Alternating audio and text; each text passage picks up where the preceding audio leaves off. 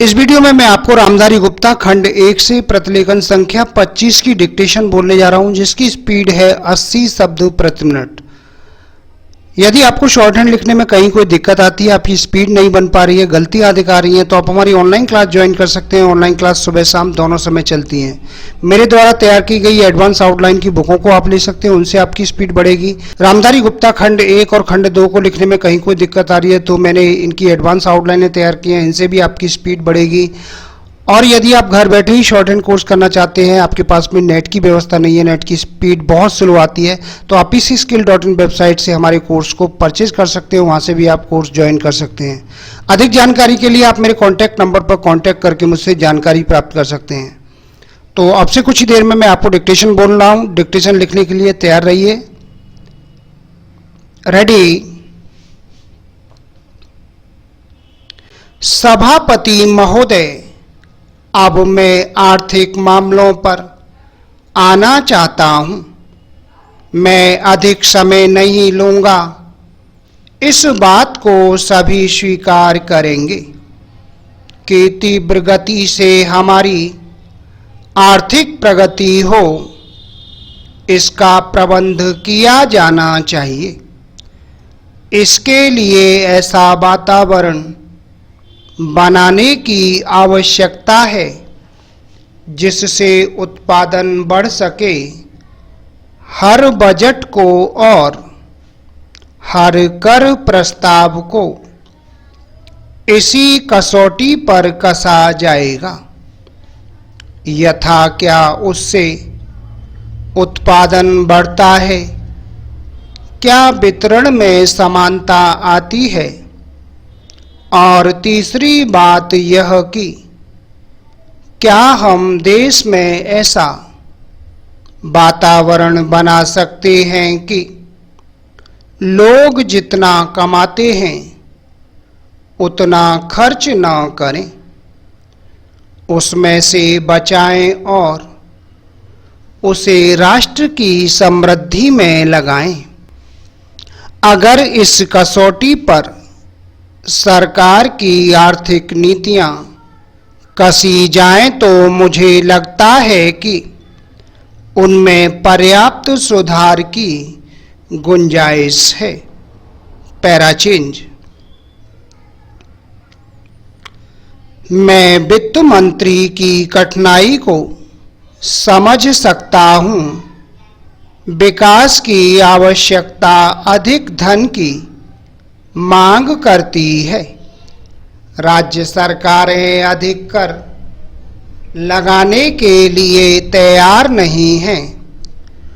वे केंद्र से कर्जा लेकर अपना काम चलाना चाहती हैं। वहाँ कोई वित्तीय अनुशासन नहीं है। यह सारा बोझा केंद्र को उठाना पड़ेगा और केंद्रीय सरकार कठिनाई में पड़ेगी। इसलिए मैं समझता और सुझाव को दोहराना चाहता हूं कि राज्यों को इस संबंध में निर्देश दिया जाना चाहिए। संविधान के अंतर्गत केंद्र इन राज्यों को निर्देश दे सकता है कि वह अपने साधनों के अंतर्गत अपने खर्च को चलाएं। केंद्र के कर्ज पर निर्भर नहीं रहना चाहिए।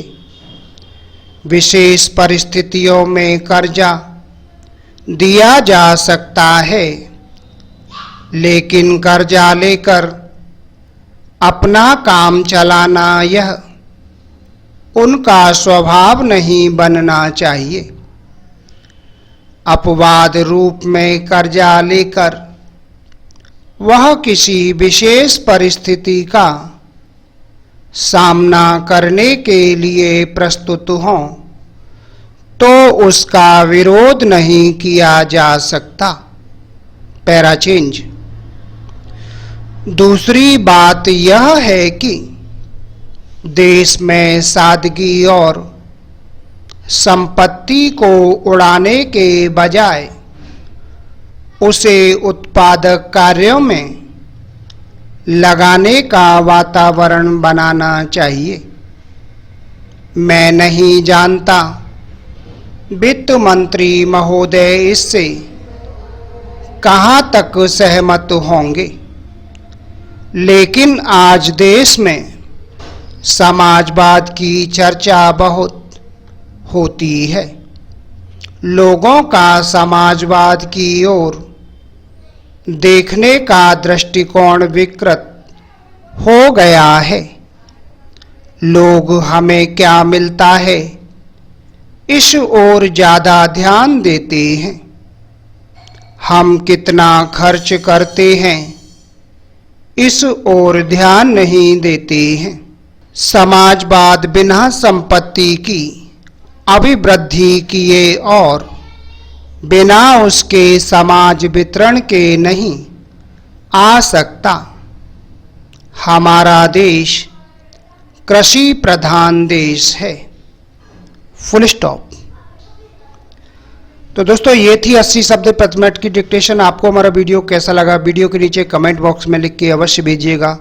और यदि आप अपनी शॉर्ट हैंड की स्पीड को लेकर के परेशान हैं, शॉर्ट हैंड की स्पीड आपकी नहीं बन पा रही है, गलतियां दिखा रही हैं, अभी आप शॉर्ट हैंड सीखने के बारे में सोच रहे हो, स्टेनोग्राफर की तैयारी कर रहे हो या फिर रिपोर्टर की, सभी के लिए हमारे यहाँ ऑनलाइन क्लासों की व्यवस्था है। ऑनलाइन क्लास सुबह शाम दोनों समय चलती है। मेरे द्वारा तैयार की गई एडवांस आउटलाइन की बुकों को आप ले सकते हैं, उनसे आपकी स्पीड निश्चित ही बढ़ेगी।